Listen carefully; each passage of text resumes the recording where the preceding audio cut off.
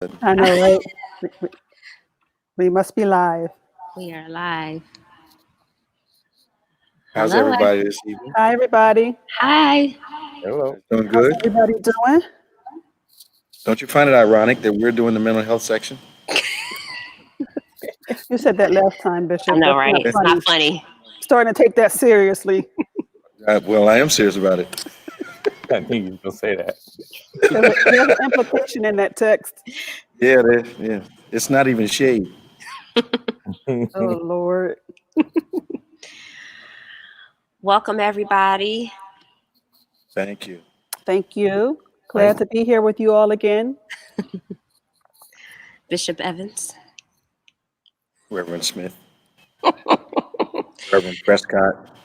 Dr. George. Dr. George. Dr. George. Is that your TV name, Dr. George, or what do they call you? Yeah. Well, depending on Dr. where I George? am, either Dr. George, Dr. J, or Dr. James. I like Dr. J. Me I like too. Dr. J. Dr. J it is. I think Dr. George will get him further. In certain audiences, they like Yes. that better. Yes. Really? Yes. And I'm talking about the certain audiences. Okay, yeah. I agree with that. But around these Oh, yeah. parts, Dr. Oh, yeah. J. Welcome, everybody. Hi, Jada. Hi, Cynthia. How's everybody doing? Oh, Mom is on. Uh-oh. Mom Now you really got Prescott. to be right. Your mother? Hi, Mommy. Whose mom? My mom. My mommy's Oh, on boy. too. Hi, Oh, I Mommy. thought you were talking we're about my mom. No, I We're wasn't gonna talking about learn, mine. we're gonna learn some family Our secrets tonight. mothers are, oh, Mom, Oh, you here better we get go. off. Yeah. I hope your moms are like Reverend Varda's mother. She told Tell me it everything. all. Oh, she told me everything. Oh, Lord. It was amazing. I just sat there and kept feeding her. Hey, Chef. Chef Brown is on. Hey, Chef. Yeah. Welcome, evening. everybody. Joe Brown is on. Okay. Glad you guys can see them because I can't. Yeah, we're cheating. Yeah. Are you? I Reverend can't see Tiffany them. is I going to can't get see us them. started. So they getting live comments or is that private chat? They're popping on and saying hello, good evening. Hi. I Hi. got it now. I got it. Yep. That's a lot. Yeah, so we're just waiting for people to come on, right? Yeah. Okay. I see Blair. What's up, Blair? Now come on in the room. Sister LaBoo. Hi, Hi, everybody. Sister LaBoo. Join us in our conversation. Share. Share, share. So Pastor Nick is not involved. He has me out here working, but he's not working. He's on daddy duty. That's what Pharaoh Jr. does. But Pharaoh Jr. He learned from his father. He learned from the Is that- best. Is that shade for both of us? Is that what happened? Mhm. Pharaoh Jr. That would be a yes. Now you see why I need counseling, George? Now I'm you see trying to why stay out I of it. need counseling. See why I need counseling, George? You see that? Oh, Lord. Well, hey, the ones close to us know us best, I guess. That's it. Yeah, they supposed to. Pastor Nick's on daddy duty. Oh, okay. That's That's cool. good. He handles that well. Mm. Oh, man. Oh, Now that's shade. she brought That's that one up shade. from her toes. He That was does. shade to the 9th degree. If he's not on, he'll mysteriously hear that comment. Oh, Yeah, boy. yeah. Pastor Nick is amazing. Oh, Now she gonna too try to late clean it now. up. Put a Can't little clean sugar that on the up. cow tip now, aren't you? Can't clean that up. Just sprinkle that sugar on that bad boy. Yeah. Ooh. He's amazing. Yeah. Great dad. Mm-hmm. Too late. All right, you guys, we're going to get started in a minute. Okay. Hey, Sister Lois. Hey, Pastor Albright. Walters. Albright. Yep, Miss Lolo is on. What's Boy. up, Janine Lolo? Freeman. Hey, Sister Janine. How you doing? The shade. That's right. Pastor Nick throws shade at me all the time. Does he? Mm-hmm. I'll have a word with him That's about what you're that. doing. You got to get him first, right? I'll have a word with him about that. I'll speak to him. I didn't teach him that. Oh, please. See? All right. All right, everybody, we're going to get started. Okay. Please share the video. Hit that share button. Let's do a little introduction. We got Dr. George James, the world famous marriage and family therapist, on with us. TV star, movies. TV star, movie star, Nice. Can I advocate. have your autograph? We have Pastor P, Pastor Valerie Prescott, first assistant to the pastor, How's everybody doing? none other than Drum roll, Bishop. please. Mm, mm. Bishop. The least of BCTN. these was included. Thank you so much. And I am Tiffany. Reverend Tiffany Smith. Reverend Dr. Tiffany. That's right, Reverend Dr. Tiffany Smith. She worked for that doctor. And we are here talking about sound mind, you guys. This is our mental health moment. So we are checking in and answering any questions that you might have. So do us a favor. If you have any questions for us today, start posting them now so that we can get to your questions before we end today.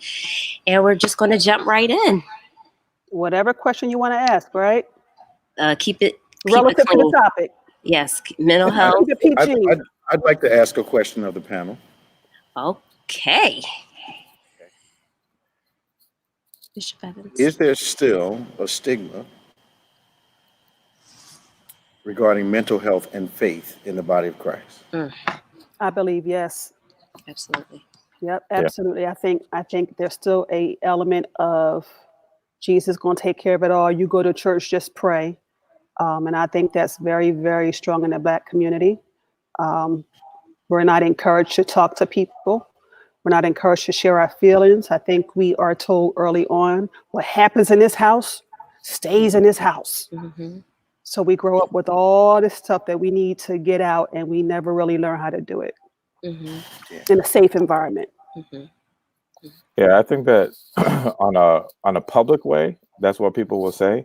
But when you ask people one by one, most people will say that they've either gone to a counselor or a therapist. I hear that more and more, that within our circles, people are saying that more than they have in years. Mm-hmm. Yeah. That's good. Because I think everybody can benefit from it. Mm-hmm. We do have this way of spiritualizing a lot of what we experience. So I've had quite a few clients that I've talked to lately who want the church to open because the church is their safe place, but they are kind of using the church in a way that's not beneficial, where they're coming for social gatherings and to have almost an escape from their reality as opposed to using it for healing and what it's supposed to be for. So if you come to church for a relationship with the Lord, but then you leave and you're not getting that need met because you're using the church just for an escape as opposed to for healing, then it defeats the purpose if you come in, if you're not coming for the right reason. Right. And then I think a lot of people also come to church and expect the pastor to do all of the feeding. Absolutely. And of course, we come to church to be fed, but there is some self-feeding we have to do also. Mm-hmm. And I think in this season, we absolutely positively have to be diligent about feeding ourselves, listening to the sermons, but also just having our own private time with God on a daily basis, especially now. I think that's the only way we're going to make it. Bishop Evans? Well, I think all of you are right. I found that the Bible is so clear on the transformation of your minds, transformation of process, creating me a clean heart, renew a right spirit, renewing of the mind, and a mind mixed with faith. I don't think eliminates the need for counsel. I think the Bible is very clear that counsel is needed. I do think that in our context, not in our church, but in our context as African Americans, sermons historically have not dealt with emotional and mental issues. Mm-hmm. And those of us that see that element in the Bible very clearly try to not only deliver your soul, but deliver your emotions, deliver your thinking process, and therefore deliver who you are. So I just think that it's a lot of times we don't take the full access of the Bible and apply it there, so that when, like, I do a lot of counseling appointments. So when I do the counseling appointments, I do biblical counseling, but it's towards repaired emotions and repaired thought process, self-esteem, relational viability, that kind of thing. I'm not sure as a church universal that we have historically done that. I think I agree with you. We come to church and kind of hide. Yep. And we especially hide under that God has given me a sound mind. But nobody really teaches you how to get there. Yeah, yeah. And we do that a lot in church, I think, where we tell you to have a thing, but we never instruct you how to gain that thing. Right. Exactly. Yeah, that's one of the things I've really, admired. I'm about to date myself, but you all beat me. In the past 20 years, of just hearing Bishop, integrate so much psychological and emotional healing into messages, right? That if you hear it enough, you're going to go out and change and find yourself emotionally and spiritually in a different place. Because, as you mentioned, Bishop, I don't think that a lot of people have traditionally done that, have integrated emotional well-being with spiritual well-being. I agree. So how do you think we change that stigma? Well, first it's a cultural stigma, right? Mm-hmm. How do you think that we? You know what? I'm throwing this out. I think we spend so much time talking to one another that we don't talk to the right people. Mm-hmm. And we may pursue camaraderie in our issue rather than help with our issue. Absolutely. Yeah. Absolutely. And I think at the end of the day, people just need to know they have a safe place to vent their emotions. Like, I think a lot of people may want to really talk to somebody. They know they're not right, something's going on, but they're either embarrassed by it or they don't feel like they have a safe place to kind of unfold their emotions. Yeah, and one of the things that Denise James is saying, the message of suffering equals big reward, should change. I think that the reality is suffering is not a lifestyle for us. Suffering is a part of the lifestyle that we lead, but it's not the dominant factor. And I think that changes the way you approach your salvation. And if you think suffering is the lifestyle, and that's all it is, and the only way you can get to a reward is to suffer continually, I think you miss God. Jesus never suffered unnecessarily. If that was the case, when they got ready to stone him, he would have stayed in town, but he left town. So there was a time for him to suffer. Right. But the suffering had a purpose. Right. Yeah. So, Bishop, as a pastor, do you think we know the average pastor doesn't teach things like this. Why do you think they're so shy about teaching mental health and emotional health and things of that nature? Well, it's like going hunting. If you can't see it, you can't catch it. Mm. So I'm trying to be as tactful as possible. If you can't, That was 2 degrees. That was 2 degrees of shade. If you can't, 2 degrees. some things are not as evident in the word as they are to other people. Right. So that element may not be something that is seen as a dominant factor, but the whole transformation of the mind has to include intellect, emotions, thought processes, maturity, self-esteem. All of that is in the book. But if you can't see it, you can't teach it. Mm-hmm. Yeah. It's one of the things that really got me into this field is growing up in the church. I didn't always see all the healthy things that we say should be in the church. I didn't always see it. No. Communication, healthy relationships, just being in a good place. And I just thought there wasn't enough integration between what is taught out there in the world and what can be taught in the church. Mm-hmm. I think that's because there was very little application of the gospel. Mm-hmm. So there was a lot of celebration, but no application. A lot of celebration, but without deliverance. Mm-hmm. So and also that deliverance is a process. So we were coming to church and shouting a lot, but I'm not sure we were being delivered. Right.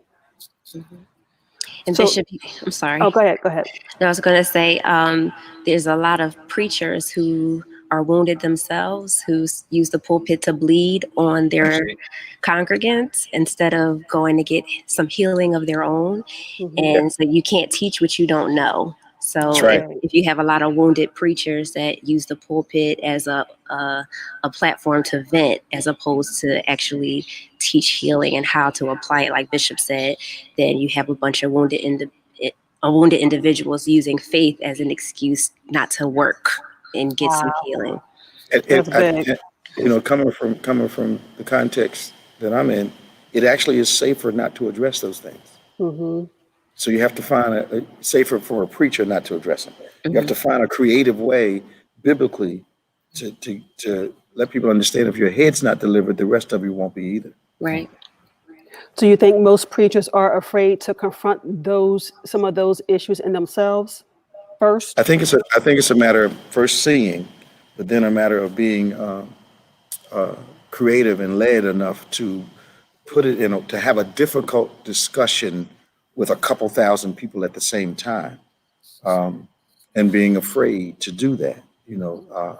But the Bible is clear of people who are on a mission, but have some depression and sadness and sorrow and trauma and all kinds of stuff from childhood up to adulthood is revealed in the Bible. So the only reason you're avoiding it is because you don't want to use it. Do you think we're still at a place where we think as Christians we should never be depressed? I think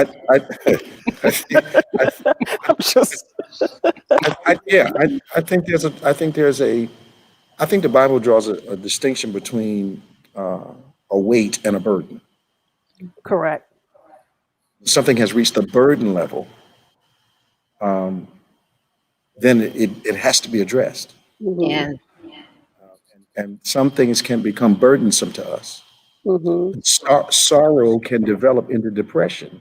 But there's a way to avoid that depression through the different therapies that God gives us.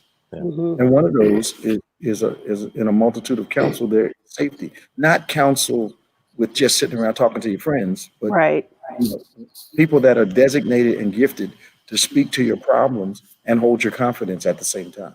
Correct. And you might not always like what they say.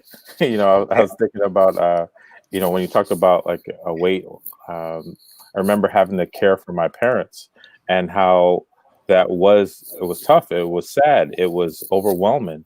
And one of the first conversations I had with Bishop was, "You can handle it." I'm like, I'm not looking. That's not the answer. that's not the comfort I was looking for, but it's actually what I needed in the moment. Yeah. And nouthetic counseling, which is biblical counseling, is confrontational. It just has to be. It can be delivered either with love or with callousness. But I don't think any of you who ever counseled with me got the sense. I might have thought you were acting a little unorthodox, but you never got the sense I didn't love you. You weren't punitive. I wasn't punitive. Yeah. Right. But George and I have had some real stiff conversations about some pretty interesting things. But he always knew that I loved him when he walked away. Yes, I did. When I walked in and when I walked out. Yeah. And that's what I'm talking about with that safe place. In between now.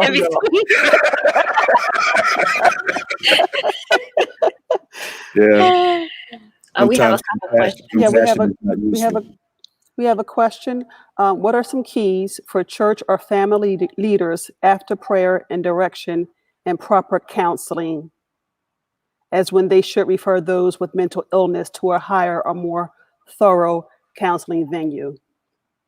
So when should they come to the church for counseling, prayer, and direction, or when should they go to a higher level for mental illness in the mental illness arena?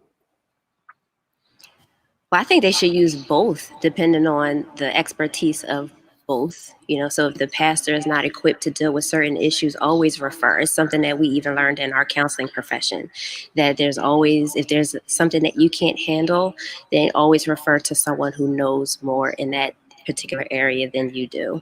But I don't see why you can't use both. So we have a great pastor here. So, Mhm. if your pastor is helping you with one thing, but you need medication for something else, then Mhm. let's go see your psychiatrist. Right. Don't negate that because you have good biblical counseling. You have your biblical counselor, but then you still need to follow up with your psychiatrist. You still need to take your medication if that's what you're doing. You still have to follow up with your primary doctor. Go to those who know more in a specific area.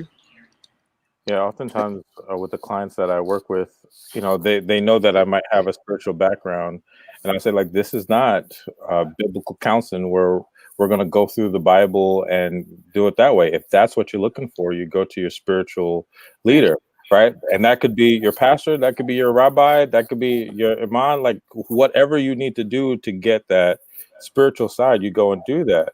Mhm. And I think some of it also is that for some people, the deep depression, the anxiety, the medication, the other things that you need, you might need to just go to a doctor, a psychiatrist, Right. and get that help.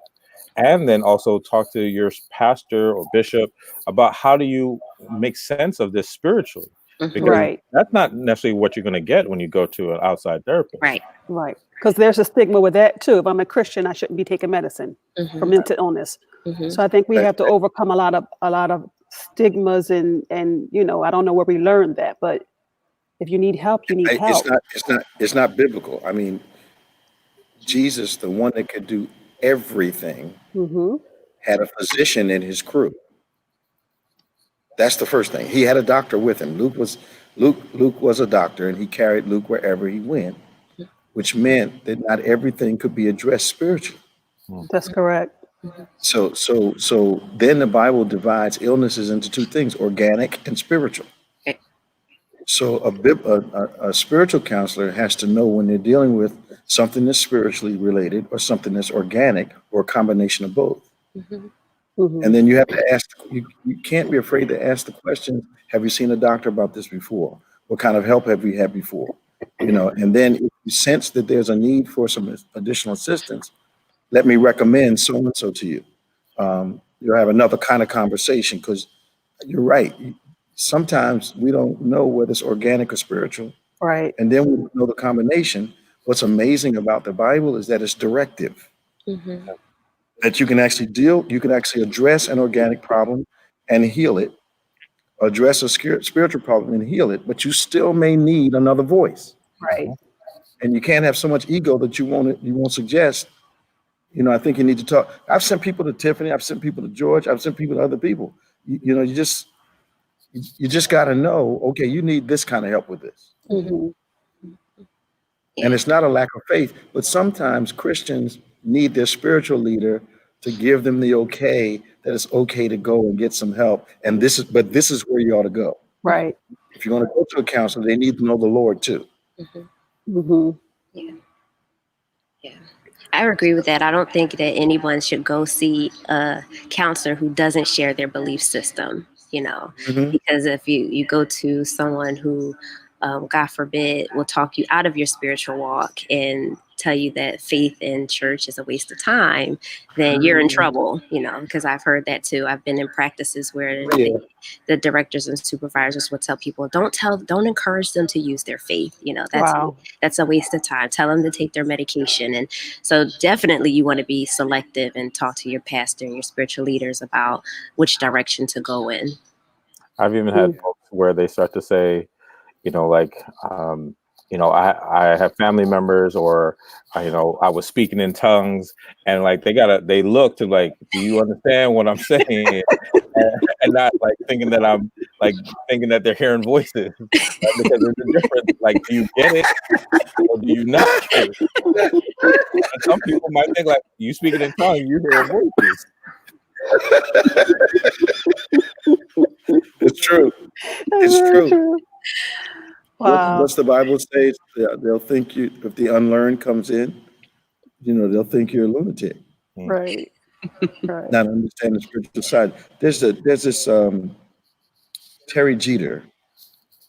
talking about transgenerational patterns Mm-hmm. passed down from generation to generation. I think that's significant. Mm-hmm. For years we heard people talk about generational curses. Mm-hmm. All a curse is a hindrance. Mm-hmm. So yes, there are generational hindrances passed down, either taught or inherited. And I think we have to be able to discern the difference, but also address them spiritually so that the right directions can be achieved. It's amazing to me how much stuff is repeated behavior. Absolutely. Mm. Mm-hmm. I think that's where, when you go back, to what you mentioned, Bishop, which I love, the organic, and what was the other? Spiritual. Right? How there are things that I've seen that happen in families that go back multiple generations, and some of them it is just a spiritual attack that is just Mhm.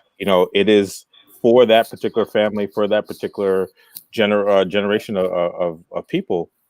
And then there are things that you wonder, like, I never talked to my child about this, or my grandchild about this, but they're doing the same thing. That, Mhm. that obviously is something that is within the family, or that is their secret weak spot that they keep getting attacked at. Mm-hmm. Yeah. And I think the faith denial, if I can put it that way, or the excuse of people of faith is, I'm just going to pray about it Mm-hmm. Yeah. and not address it. Pray harder. Pray You- harder. Mm-hmm. yeah, it has to be addressed in a conversation and find out. And what amazes me is that the adults in this generation, seeing similar problems in the generation that's coming, can be some of the best people to talk to you about it. Mm-hmm. Yes. Like, That's true. like I don't know where this tangent's coming from, but I've been talking to people that had corona. Mm-hmm.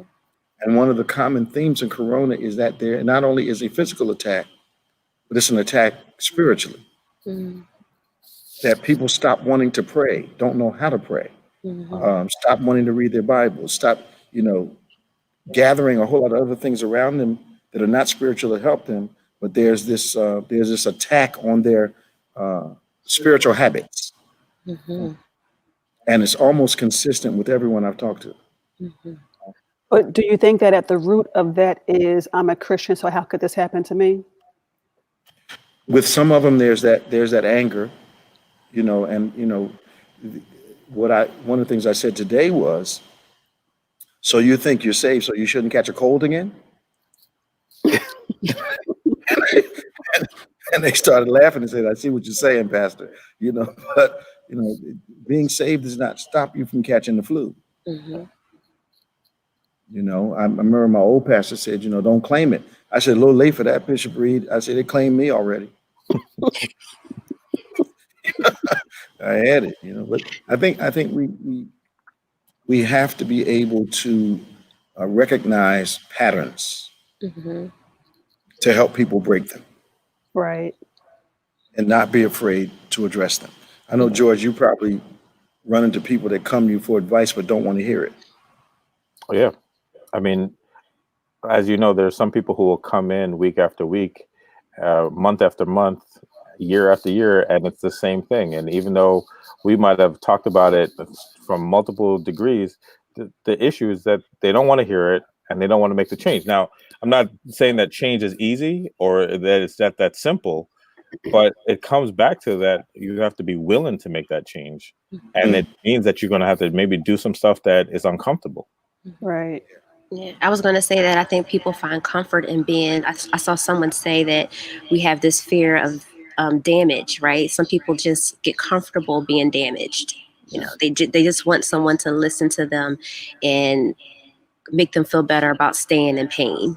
They don't want to change. Mhm. They don't want to feel better, right? It's no They'll- different than someone who has diabetes who still goes to Chick-fil-A every weekend and eats the bad food, takes their metformin and all their medications, but still eats bad, doesn't exercise, doesn't work out. And the doctors keep telling them over and over again, it's time to make some changes. And I know, but they don't change, right? Mm-hmm. Sometimes Yeah. you just want to do what you want to do. Mm-hmm. Because change is difficult. It's difficult. It's difficult. Mhm. Do you all find it amazing that the church has been talking about brokenness for so long, but really doesn't want to deal with it. Mm-hmm. Absolutely. Mm-hmm.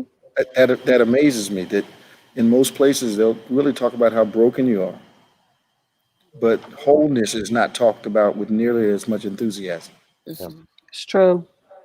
Do you I think that's think cultural? I think the challenge in that is right that there are so many people in the congregation that's broken, so the message hits them, but you leave them half, right? You leave them broken, you leave them exposed, Mhm. and a lot of the work that we try to do is we got to acknowledge your brokenness, but we also got to lead you to the path of healing, Right. and so it's if you don't give the wholeness message, then you're missing out on the main part. And then I think when we don't want to do the work, we make it even easier and hang around people that are broken like us. Right. Mhm. So Creating we, me a clean heart and renew a right spirit is not without your participation. right, We kind of think so, God does it by remote, but He doesn't. right. We want it by a miracle, but even with a miracle, you have to participate. Mhm. Absolutely. Mhm. Got to at least follow the instructions. hmm hmm And I think also moving away from that, you have to figure it out on your own. Like, so I know that some people will come to see me, to see us, and will say, like, all right, now I have to go figure this out on my own. But you might have a family member, you might have a friend, you might have an accountability partner, you might have other people that can help you get to that place.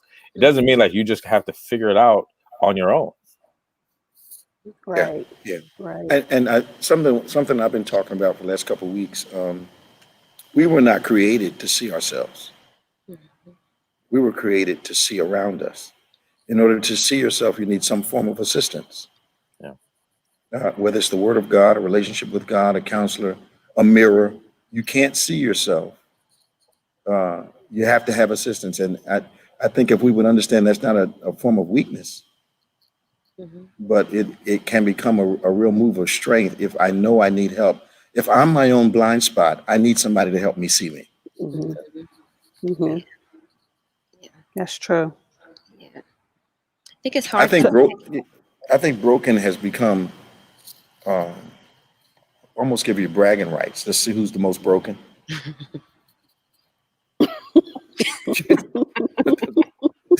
It makes no sense. You know, Jesus spent 3 days out of 33 years on the cross. So that whole suffering that's thing and being very broken all the true. time is not it. 3 days out of 33 years Mhm. That's very true. But Bishop, I'm on the curious cross. when you say that. I've been doing a lot of more work with athletes, and I'm wondering, like, how do you see brokenness show up in them? Because I'm fascinated by this thought that athletes, for in particular, accept that Mm, they need a coach, that they need yes, somebody to see their blind spot in their yes. sport, but they miss that they have blind spots in other parts of their life. And I'm wondering, Wow. how do you work with that? I've counseled a lot of them over the years, and what I've found is their social behavior usually will show you where their brokenness lies because they have to be perfect on the field, which means for most of them, that's not their real persona. Hmm. So you see the real them off the field. So the off the field behavior is usually what trips athletes up. Mm.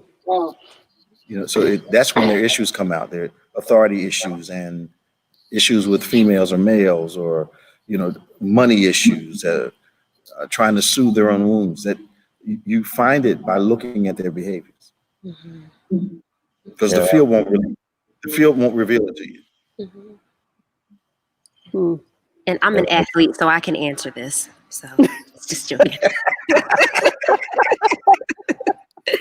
But I do find that a lot of athletes start so young too.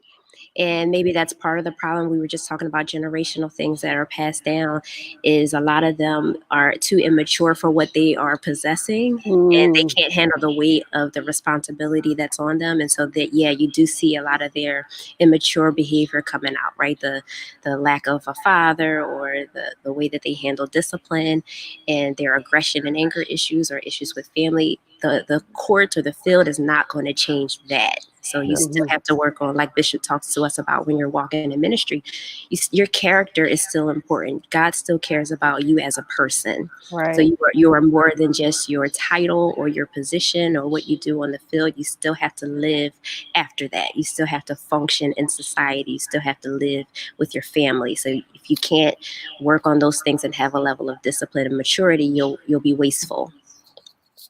I think that it's George, I found with a lot of the athletes I've counseled that there hasn't been a demand for them to be anything but their skill. Right.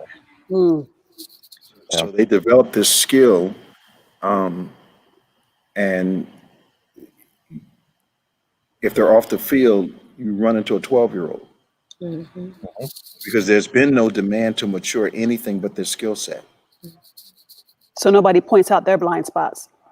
Unless they have a parent or a coach that is specifically trying to raise a woman or a man that can do a skill set, they'll make fifth grade mistakes at 35 years old. Right. Wow.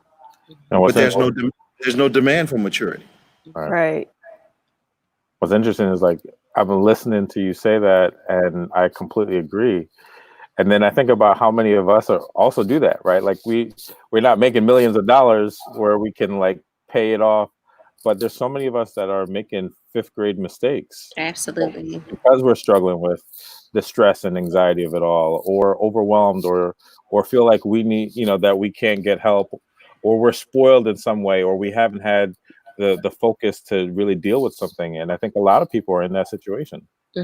I agree with you. I think that if you discover something early enough in life that you do well, if it's something as superficial as your appearance, and I say superficial in the sense that the Bible does not put much store in how we look. It puts more store in who you are.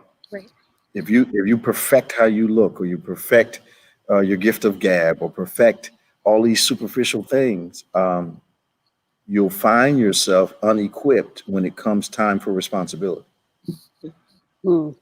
So athletes perfect their skill set. We perfect things that are more social, but don't develop into mature human beings. Yeah. Wow. So somebody had a question, a little off topic. Suffering trauma from a child all the way up to an adult, can that cause mental illness? Suffering trauma from a child all the way up to an adult, can that cause mental illness? George, you got this one. Yeah. Hey, George. I like yes, capital yes. Yeah. Yes. But what I've there's this thing called post-traumatic growth, right? And we've seen this in lots of different ways. And Bishop, you'll translate this into some biblical story I don't even know.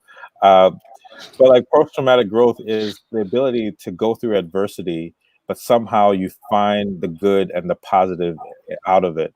That you become a better person, that you triumph over it. You're doing things that you've never done after you experience the trauma. And so there's some people who go through mental illness or abuse or trauma throughout their life, and it does produce a lifelong anxiety, depression, PTSD. But then there's some folks who go through it and they're better than they ever were. Somehow that fuels them to their purpose, to what God has called them to do, and they're able to get to that place. Yeah. So then that explains how 8 people can grow up in the same family and come out completely different. Yeah. So you think that's something innate, something within the individual, or something that they learned along the way? I mean, what's pushing them there? Self-motivation? Is it intrinsic? Is it? I think it's both. I think there's a little bit of like who's around them, who do they listen to, and some of their own character. I mean, Bishop, you know about Sean, and I always talk about him. I thought like he literally was going to be suicidal after having to amputate, one of his legs.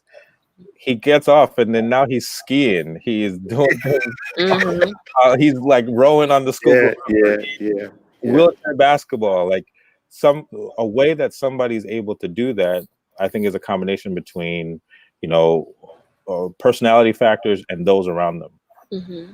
And a lot of times, I know most of us have seen the twins that are playing NFL football, and one of them was born with a hand missing. Right. And the father refused to treat the one with the hand missing any differently than he treated his brother. Mm. And that gave him that you can do it. He Yeah. was doing passing drills with the boy in the backyard like he had two hands until he figured out how to catch the ball with one hand and the stump that he had. And now he's playing pro ball. So I think sometimes the environment that you have, the foundations that you're given, can very clearly play out in the rest of your life. But some parents have not responded well to trauma, so it's Mhm. hard for them to teach a strong response. Mhm. Mhm. Wow. Do you all think that that also plays into how people are handling this pandemic, while some are thriving so much better than others? Same thing. I I I, do. I think so. Yeah. I think some people see the opportunity. I think some people come to a place where I don't like what's going on, but I'm going to take this as an opportunity to learn something new, to do something better. And then some people are just pining away. When we going back to work? When we going back to church? So I think it's just a matter of where you put your focus. And I think because we naturally want to control everything, we feel like we're out of control, and most of us don't want to feel like we're out of control. Mm-hmm.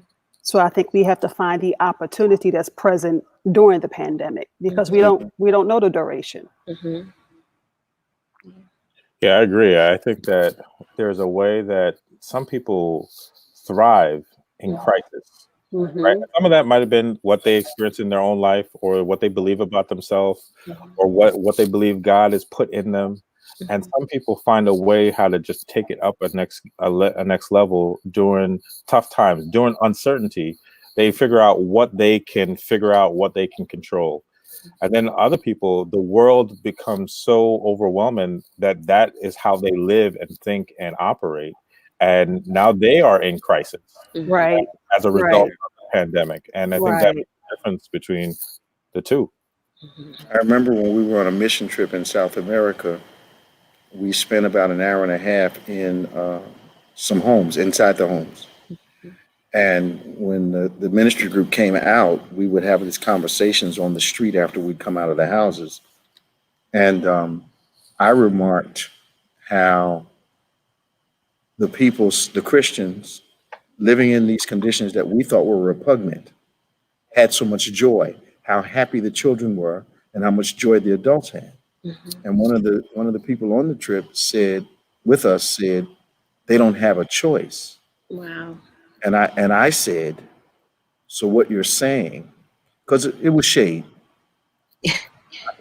I said, what you're saying is we've been made miserable by our choices. Wow. So what I see happening now, there are a few things you can't affect. One of them is the weather. Mm-hmm. You either dress for the weather or you suffer from the weather. Yeah. If you take that attitude, there's not a whole lot you can do about the pandemic, but you can govern the way you react to it. Right. You can dress for the weather. Mm-hmm. And I think that rather than look at what you can't do, you need to look at what you can do to help you pass this time. Look at it, like Reverend said, as an opportunity and not just an inconvenience. And it's inconvenient for everyone, Right. Mm-hmm. Mm-hmm. but it just depends on how you approach the inconvenience. Mm-hmm. Right. Yeah. And what you choose to focus on. Mm-hmm. I think Yeah, I that's a good. Go ahead, George. No, I'm saying I think the pandemic has forced people to deal with things that they haven't dealt with. Mm-hmm. What does it mean to be around your family? What does it mean to be around your kids? What does it Mhm. mean to be around your spouse that they avoided because of work or other things, Mhm. and now they can't? And so these issues that were just stuffed away, they have to face and deal with, and then they don't have the skills or tools to deal with it, and it becomes even worse. Mhm. Yeah, I was going to say that this is a good segue into a question that we had about the emotional side effects of people returning back to what is considered a new normal. And we don't know what that new normal is going to look like. So, what can we say to help people really navigate the uncertainty? Because, again, we're all in the same predicament. We don't know how long this is going to be, we don't know what it's going to look like after.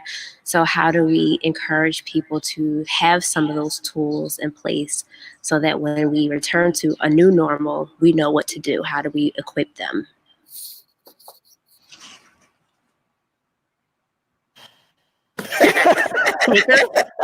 Everybody's looking at your Everybody got square, George.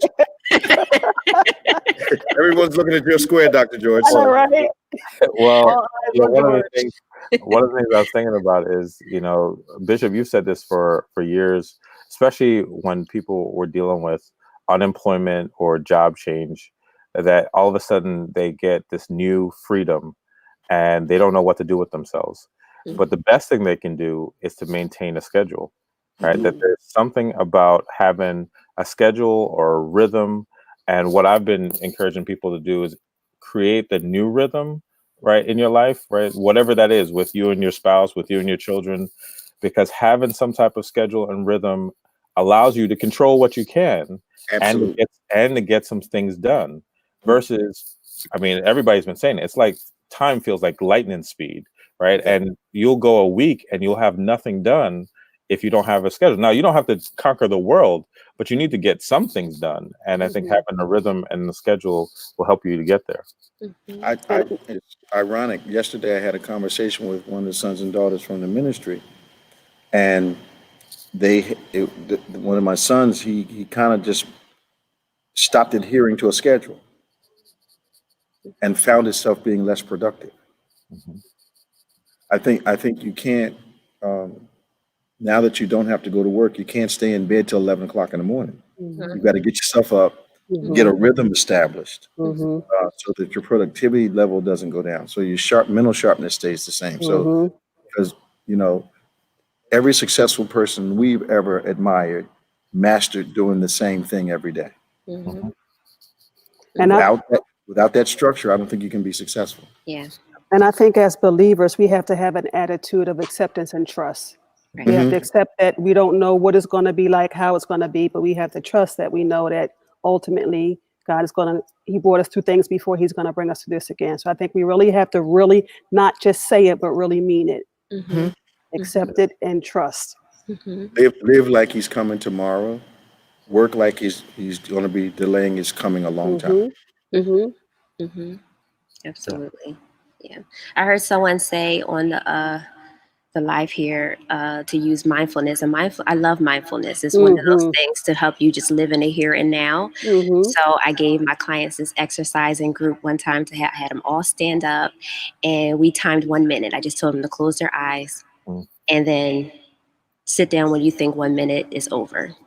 They sat down and I said, tell me what you heard in the background. What did you hear? And they said, oh, I heard the sirens. I heard the clock ticking. And that's how I timed my 1 minute. And for them, it felt like forever. Right. And so it was an opportunity for them to pay attention to what happens right there in that moment. So we talked about how in 1 minute, somebody just died. In 1 minute, someone gave birth. In 1 minute, someone got a promotion on the job. So many things can happen just if you sit in the moment. And so it's a good opportunity for people to think about what they can accomplish in this time. So every minute that we have in this quarantine is an opportunity. So we don't have time to sit in the bed all day long, wasting time away when we could be doing so much. Every minute counts. Binge watch every show. Minute. Yes. Because every minute that passes is an opportunity missed. Right. So, it's important that we take the time to live in the moment, but also make it a productive time. Right. Yeah, There's a real question. Did you see the question from 39 Hostile? No, I didn't see that. How to deal with a parent that suffers from mental health issues, but are unaware that they have mental issues that traumatized you as a child and continues to traumatize you as an adult. Okay. I wonder how old the child is. I wonder how the person is now. Well, let's assume 39. Okay. Because it looks like they're 39 and hostile. Touche. But I think it's a very important question that needs to be answered, or at least needs us to address it. George, what do you think about that? You know, one of the things I think about, and I think that you shared this, is that as parents, you're going to mess up. You're actually going to screw your kids up in some way or another, right? It's like an automatic definite, right? That they're going to have somebody like myself. Full disclosure. Right. I know it. I'm accepting that. My kids, Lord, I pray they find somebody good to help them. But I think some of us feel like we don't do that, right? That we think that we're just so perfect that we haven't caused harm to our child or children, sometimes innocently, not unintentionally, have caused harm. And then there are people who are so kind of stuck in themselves and self-centered that they cause significant harm to their child or children. And so for the child, it's an act of forgiveness, because it's holding that on. You could have that burden that acts against your parent or parents for your life, and you've missed out on opportunities, as we were just saying, right? There's things you could have done, places you could have gone to, people you could have connected with that you might miss because you're so hurt and angry at your parent or parents, and forgiveness is going to be the way out of that. I agree with. I think that's one of the steps from a parental side. I think we have to master sharing our strengths with our kids and shielding them from our weaknesses. Right. I think the tough part of parenting is not wanting to always be your children's friend, but having to be their mentor at times, which will give you the impression that you're really not caring about how they're feeling, and then their parent. So there's a combination, and I'm not sure a lot of us were kind of exposed to behavior that would have taught us these lessons. So you have a lot of parents uh, who not only teach their children some right things, but also teach them some wrong things. You can't exhibit lying in front of your kids, and non-productivity and a lack of respect, and not expect to damage them in some kind of way. But I think that when you get to be older, and you now see the difference between a parent that has it together and a parent that doesn't, the older child has to set up barriers uh, of expectation, barriers of what they will allow and how they will be influenced. And I don't think that's disrespectful. You just have to set up. You have to begin to behave as an adult who doesn't have to do everything that your parent says, especially those things that are wrong. Mhm. And I think that once those boundaries, that's the word I'm looking for. Once those boundaries are set, the parent has to learn that now that you're an adult, you have these boundaries, and then you can start having conversation with them when they do a thing. When the parent that is troubled does a thing, then you can have a conversation. But if you bring it up, I think you set up hostility, and you get to fall into you're not respecting me, and all that nonsense. But if they do it, then that's like an openness to a conversation. And you think most parents are open to that conversation? They may or may not be, but they need to hear your voice. Yeah. Yeah. I think it's important to compartmentalize your relationships, even with family. So sometimes, and Bishop, you taught us this, sometimes we put expectations in people that, they can't meet it. And every parent is not a mom or a dad, right? Sometimes they're just there. And if they're constantly causing you trauma, then yes, you have to be able to set boundaries and change your expectation of them. So you have to compartmentalize that relationship just like you do others, and not continue to allow them to inflict wound again and again, just because you have this open door that the relationship will change. Sometimes it won't, and we have to be willing to accept that. Sometimes it will, but sometimes it won't. Right. Tiff, how do you look at um, when a parent is not equipped to do the job, and the child grows with an expectation, hoping the child will? That seems to be able to develop some later issues in life that are very profound. Mm-hmm. just the fact that the expectation was repeatedly not met. Mm-hmm. And I'm not talking about something, you buy them a new set of Jordans every month. I'm not talking about that. I'm talking about basic emotional things that you look for your parents to be able to help you with Mm-hmm. and support you in. Do you think that sets up some major adult trauma Yeah. that actually has its roots in some pubescent or adolescent occurrences?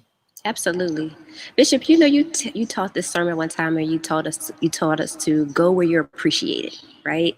And you were telling us that sometimes you have to find that love where it comes from and change your expectations. So if I'm getting that love from a friend or from another paternal figure, from my pastor or from another relative, then I have to accept that that's where God has given me the love, right?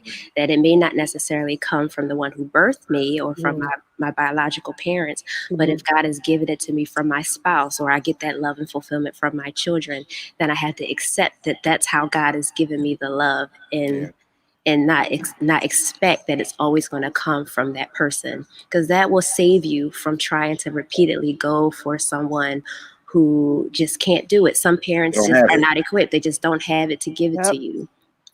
And I remember something you said years ago, Bishop. You said your parent, your mother is a woman first. Your Mm-hmm. father's a man first. They're people first. Mm-hmm. And I think sometimes we look at our parents as superheroes Right. and they disappoint us. But then when you said that was kind of, that's like a eye opener, Mm-hmm. Yeah. because they are in fact people first. And then if you go back, you don't know how they were with their parents or with their children. So it just goes on and on. Mm-hmm.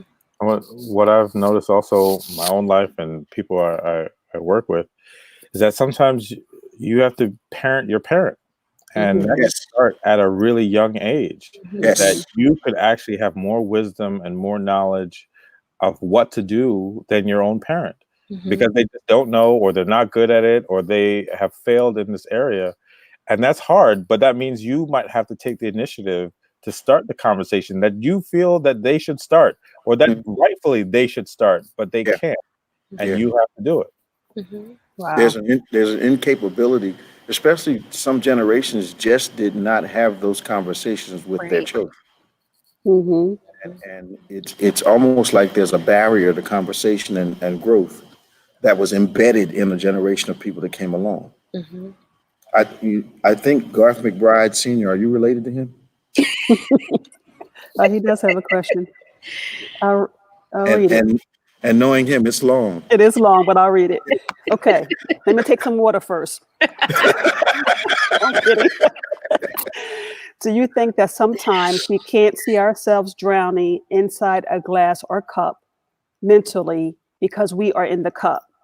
Mhm. Do we sometimes need someone to grab hold up or view our cup to give us a clearer perspective of how they see us, how we should see ourselves, where we are, or what we are? Mhm. So basically, we don't see ourselves Right. the way We talked everybody about else that earlier, I think, didn't we? does. Yeah. Yeah, Mm-hmm. not being our own blind spot, Mm-hmm. Hmm. Yeah. I think it is. needing assistance to see ourselves. Yeah, I think it is one of perspective. And it might have been my dad who taught me this growing up too, is that he's asking the question, but when you go, he was saying that when you walk up on a building, if your face is to the brick, then of course you don't have the same perspective as someone that's a block away of what the building really looks like, because you're too close. And sometimes you need someone to change the perspective for you so you can see it for what it is. But when we're in it, it's hard to see. Sometimes it's hard to look at within yourself and have that self-awareness. Sometimes you need someone that's outside of you to have that external look and say, you have to fix that. There's something wrong there. Hmm. Some people just don't have the ability to see it. I think John 15 speaks of a very healthy mutual dependence Yeah. and having fulfillment partially tied to another individual. And I think that biblically, again, we don't see ourselves well, Mm-hmm. which is why the Word of God is so good with showing us a reflection of who we have been created to be, but also at the same time showing us who we really are at the time. Yeah. And it's just a matter of whether we are willing to accept the truth about us Hmm. and what God says about us, and wanting to reflect Him I remember years ago when I first started pastoring, when I was growing up, men got beat up in the church.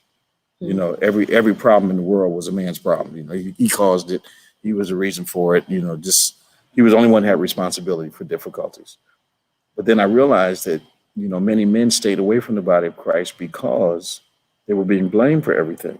But the reality is men, if they're taught what they were created to be, will start to self-adjust because we don't have standard blueprints for what an individual should become. So the Bible kind of gives a man an overall blueprint of who he was created to be. And that will, if you start following that, you'll start to self-correct. And it doesn't just give you instruction, but it gives you steps for changing. Right. So it'll identify the problem for you, then show you what you have to do to get the problem changed. And that's why we live from the inside out rather than the outside in. Correct. Wow. Renewing in the inner individual is what God talks about. Reverend Tiffany, we have time for one last question. I see Robin that said, how do you talk to your grown children regarding your mental illness? George? Yeah, I was thinking, oh, looking at me.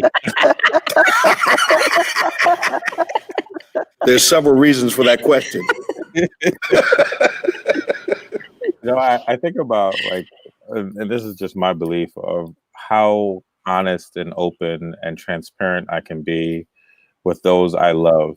And, I think about my relationship with Bishop, that we've had a very honest and open and transparent relationship from the beginning. And I think about how I want to raise my children, how I am raising them. And sometimes that means admitting the things that aren't so good about you.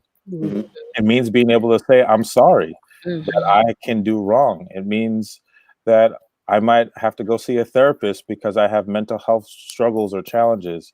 It might mean that I have to take medication. And so as a parent, I think it is important that if you can discuss this now, of course, age appropriate and the right time, right? Don't tell it to the baby. Not the 6-year-old. Right. But there are ways that you could say it that, like, mommy or daddy, needs help, and I go talk to someone to get help sometimes. Little kids can understand that, and that's all they need. But it allows them to recognize that when you are struggling, you have ways that you deal with it, versus it's not contained, and therefore you're going to impact them and hurt them even more. Yeah, I think if you are able to identify in your adult years, your children grow up, they possibly can be some of the most healing conversations you can have with your children. Yeah. I didn't understand. I just came from the doctor. He just helped me identify, what it is I've been dealing with for the last 10, 15 years. And I need to talk to you all about it because this is why this happened and this is why this happened. I'm getting help with that. I think it can be one of the most healing discussions you can have with your children if you will admit you have those issues and you're getting help with them. Not, I can't sit down and tell my kids I'm crazy and y'all just have to deal with it. Right. That's not how that works. So yeah, Robin, I think that's a wonderful conversation to have. It can be potentially healing for the relationship, not just the child. And I saw someone say that there's some guilt in Terry, that there's also guilt and shame that goes with that. And it does make you feel bad to have to share with your kids that you're not perfect and talk to them about some of your issues. But it's also one of the most relieving things too. And then you kind of get yourself off the hook, right? They know that you have some mistakes and some issues, and their children are resilient. Right? They want to know the truth. They want to know what's going on because they have questions. And so the more transparent you can be, the better that is for them, especially if they start showing some of those same traits. Now they know where to go. There's an open communication that's happening with family, and it's a good place to start healing. And admitting, occasionally that you don't know a thing. Right. Really does help your kids with their perspective. I mean, coworkers, I don't think you should guard your ignorance. I think you should say you don't know, and, people around me, when I say I don't know, everybody looks kind of. You do this. For real. but the deal is, I think if you say that to your children, I don't know, but I'll find out. Man, that's human. Yeah, it is. Mm-hmm. And that's It human. is. I remember, I know we're probably wrapping up, but I remember a moment where I came home and my daughter was just thinking about my dad, and she was crying, and it pulled me, and it got me in my heart, and I just had to just sit on the floor with her and just talk. But it allowed me to talk about my dad. Like Mm-hmm. her feeling that pulled me in a place. And so as parents, if you allow yourself to get on that level, Mm-hmm. it can allow you to heal and open up and share and express things that they are also feeling and that might be necessary for you. Right. Yeah, yeah. And you do have to be careful that sometimes you'll have children who will try to turn the years of difficulty on you. Mm-hmm. You have to be ready to handle, whatever reaction you get. Is Mm-hmm. the positive reaction is the one you want. Yeah. But they may have some anger built up. You may have to, manage some trauma there. Mm-hmm. As you become more open with it. Yeah. They may see it as a chance to, let me get back at him now. Mm-hmm. So you have to learn how to manage your adult children like they're adults, like they're people first. Mm-hmm. Mm-hmm. Yeah, which means sometimes you'll have to do some things and say some things that they will. I don't think agreement should be our ultimate goal. Acceptance is our goal. Agreement, you're not going to always get. There is a difference. Mm-hmm. Yeah. Mm-hmm. Mm-hmm. My Yep. job to accept you. It's not my job to agree with you. Mm-hmm. Yep. All right, y'all. We are wrapping up. That went Yes. fast. That did go fast. Hope y'all learned something and enjoyed the live today. Yeah, I learned something. Any final thoughts? Let's start with Dr. George. Let's start with the top. Dr. George and Reverend Prescott. Final words? Well, I always appreciate the opportunity. I walk away always reflecting and learning. About to tell my kids all the things I'm not good at, so they know now. 10 years from now, I told you Like, 10 get years. used to it now. The two or three things. Right. No, I I'm think grateful and I'm just thankful for the opportunity, and I hope that this, helps the folks out there. Mm-hmm. same. I think this is a very needful discussion to have, and I'm hoping that it's going to encourage people to really speak up when we need help. Amen. Yeah, I agree. I think these conversations, the people that are watching us, gives them a soft visit about a very difficult subject that they may be dealing with. Mm-hmm. It's a way to get some responses without exposing yourself too much, Mm-hmm. and I think that's helpful for people who, when you have a vulnerability, you have to be so careful about who you reveal that to. Mm-hmm. And I think this is and going to be uh, a fast developing place where people feel safe. Mm-hmm. Mm-hmm.